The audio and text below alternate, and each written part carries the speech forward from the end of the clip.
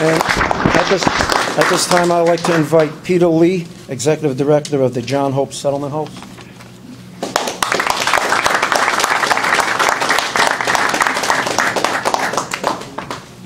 It's my privilege to be here today, and it's my honor to be able to represent children and families that John Hope and many community-based organizations and many of you have the privilege and the honor to work with on a daily basis. Each day and every day at John Hope Settlement House, I see the faces of those impacted by the economic crisis. I hear their stories and I feel their pain about losing their jobs, losing their homes to foreclosure, and losing hope about things getting better. John Hope is impacted as well as an organization that provides services to children and families looking to provide quality services for children and families. We've also had to reduce our workforce as well greatly to be able to continue to provide services for children and families. John Hope, an agency providing quality education services. Many parents are struggling to be able to provide early education services or be able to afford early education services to send their children to such centers across Providence. And scholarships, which John Hope used to be able to provide for families that needed assistance, we can no longer do that as well.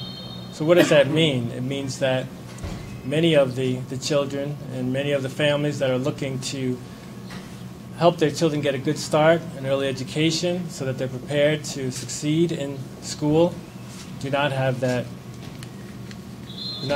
start. One of the services that John Hope provides is our weekly bread line, providing staple food, basic needs.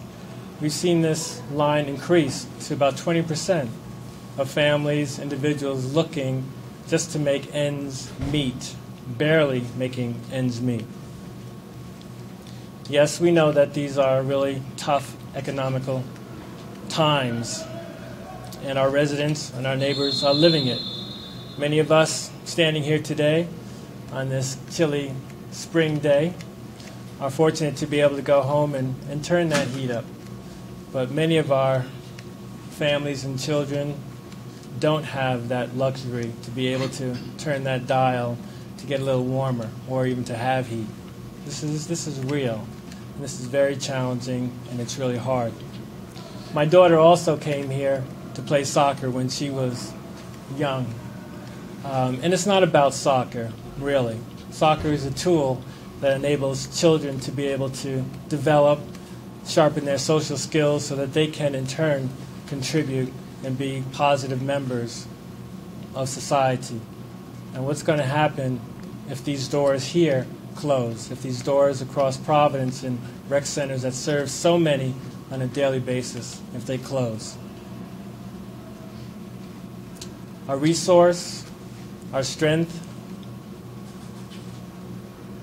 tomorrow is based on what we do today for children and families. And I would really urge the House Finance Committee to really take a hard look, a very hard look at what they're suggesting and understand the impact that it will have on children and families. And again, I thank you for being able to stand here and share my thoughts and about the thoughts of children and families within Providence as well. I would like to introduce Orlando Montero, who organizes the Goals program, the soccer league program. Thank you.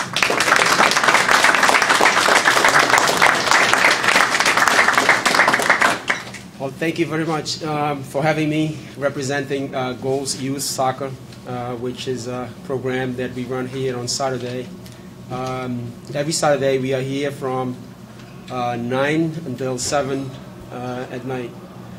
What the program does is serving all the kids of Providence and some kids that come from other cities nearby Providence.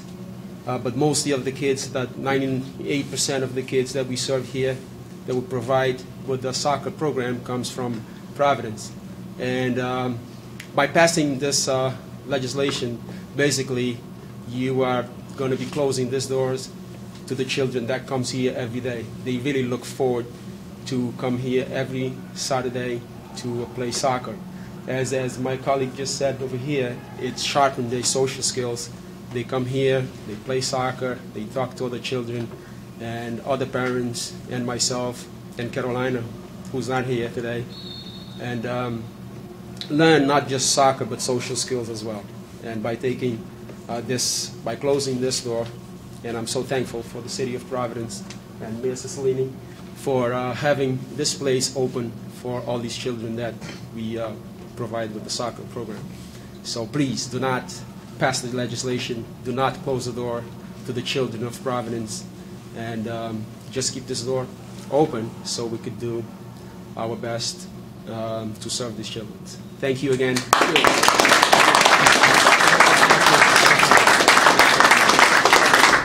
And this is just one example which will repeat itself in every single city and town in Rhode Island. There are programs and services that will be eliminated as a direct result of the elimination of general revenue sharing 9 months into the budget year. And to give a context in Providence, the figure is, as Council President Mancini says, $15 million.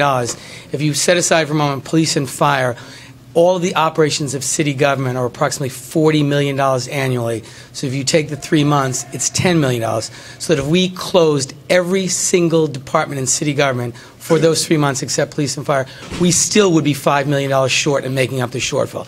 That should demonstrate the enormity of what the legislature is asking us to do in eliminating general revenue sharing this late in our budget year. And that repeats itself in a different magnitude in every single city and town. So I want to thank everybody for being here, and I'm happy, any of us are happy to take questions. If not, we're just going to really encourage everyone to please get in touch with your state senators and your state representatives, urge them to defeat this budget proposal, send it back to the House Finance Committee, commit to working again to find a solution that will protect the residents of our cities and towns and do it in a way that allows us to provide services that people have a right to expect in cities and towns all across Rhode Island. Thank you very much.